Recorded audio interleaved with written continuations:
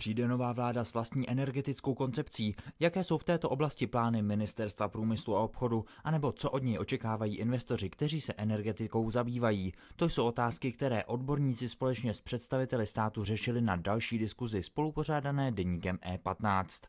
Pozvání mimo jiné přijali ministr průmyslu a obchodu Jan Mládek, člen představenstva ČEZu Pavel Sirány, anebo předseda Teplárenského sdružení České republiky Mirek Topolánek. Co energetice chybí, je státní energetická koncepce, její schválení.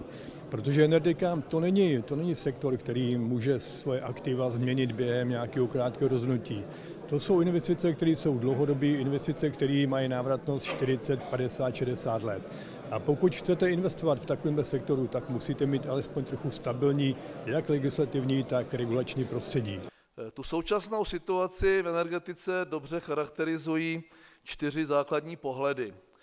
Pesimista vidí tmu v tunelu, optimista vidí světlo na konci tunelu, realista, jak víme, vidí světla protijedoucího nákladního vlaku, strojvůdce toho vlaku vidí 3 pitomce, kteří vrávorají na kolejích. Já si myslím, že Česká republika má jednoznačně konkurenční výhodu v oblasti hnědého uhlí, v oblasti jádra, myslím si, že i v biomase a v odpadech.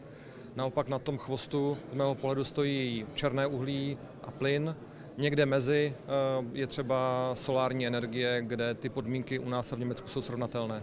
Řada účastníků debaty se shodovala například v tom, že je potřeba, aby se naše energetika připravila na probíhající transformaci v Německu, kde se masově odvrací od jádra a chystá se masivní dotační podpora ostatním sektorům, což zákonitě výrazně ovlivní i tuzemskou energetiku.